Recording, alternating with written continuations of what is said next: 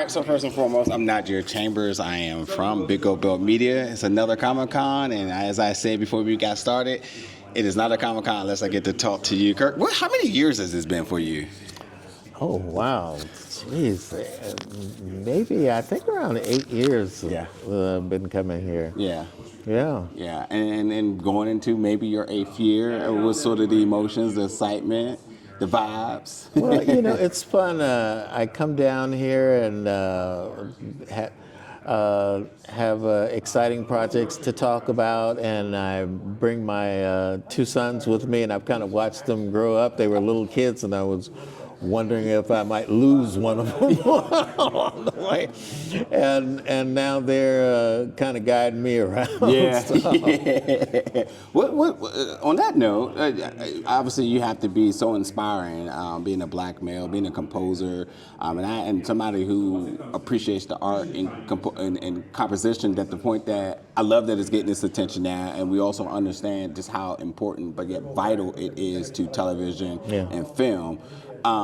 Have your kids start to grasp that inspiration in terms of what they want to do yet? Have they started questioning about how you do your work? Besides them just being a fan of Pops, like are they starting to tap into some of the science, the math, the hard-working nights that they're not aware of? Yeah, my oldest son, True, who is 20, about to turn 21 in November, he's interested in film scoring and songwriting and singing.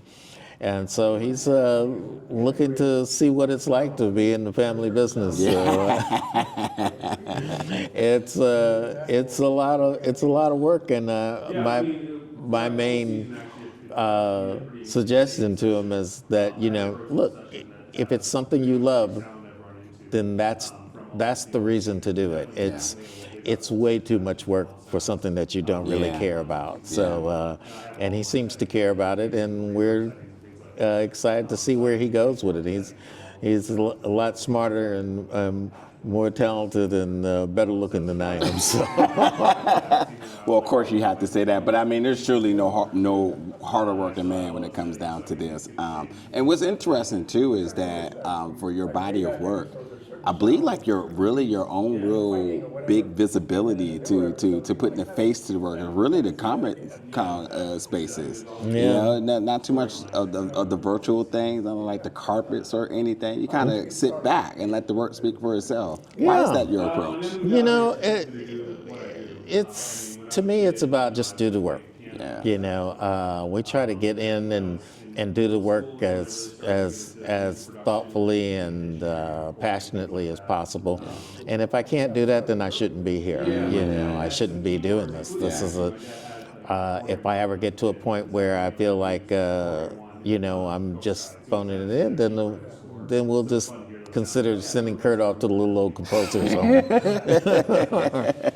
As a film critic, my approach always is to talk about the music, because just not only just as a fan, but because again, just how important it is to whether it is film or television, to the point that a lot of people are really grabbing on to this and understanding that, like, without these elements, certain things doesn't happen. I.e., we talk about Superman, but you can't talk about Superman without the flight. You can't talk about the flight without the piece to it.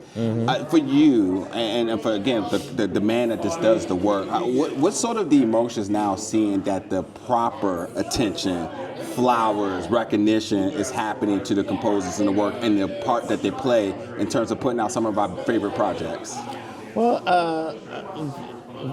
I've been doing it for 38 years, and I say about time. It's really, really exciting to see and hear about not just the major composers that have been around for a while, but some of the younger composers that are looking at it just in a different and a fresh way.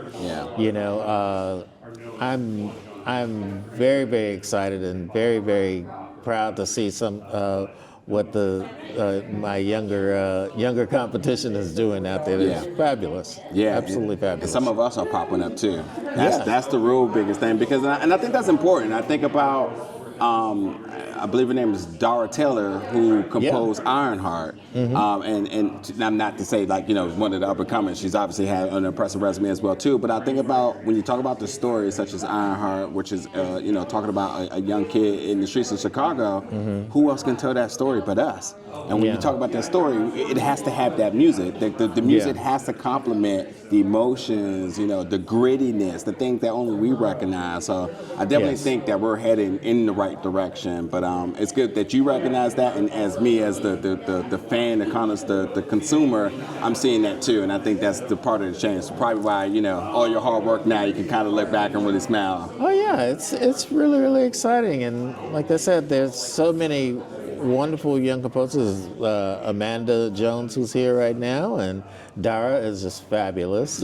Chris Bowers is doing an amazing job, and Michael Abels. There's just a lot of wonderful talent out there that are getting some opportunities that are long overdue. Yeah.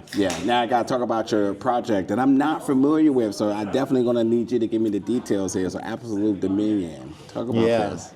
That's it's a story about World War that had been going on, and they were getting to the point of bombing themselves out of existence, and the people were fighting over what religion would control the world, religious wars. So they were saying, instead of bomb ourselves out of to extinction, why don't every religion send their top fighter, and they will battle. They will go to battle in the ring for absolute dominion. And it's a really interesting story. It's very exciting. It's very spiritual. It's a very unique take on, you know, on religion and wars, and you know, how we get into all of this crap throughout all of the years and eons. And it's a really thoughtful approach to a complicated issue. And I look forward to everybody getting a chance to see it. The music was a very, very different score for me, and a lot of fun to do. The director really pushed for me to do something different, to go the extra mile and be what I want to be, something, you know. And I look forward to everybody to get a chance to see what we've been able to make. I look forward to that, Kurt. Well, you know, Comic-Con, gotta let you get back to it, man. It's always a pleasure. I guess we catch you back next year, WonderCon, all the good things in terms of Comic-Con. But just thank you for sharing the space and doing what you do, man. It's always good to see one of us in these spaces. Oh, thank you very much. Absolutely, brother. I appreciate you so much. All right now. Absolutely. Bye-bye.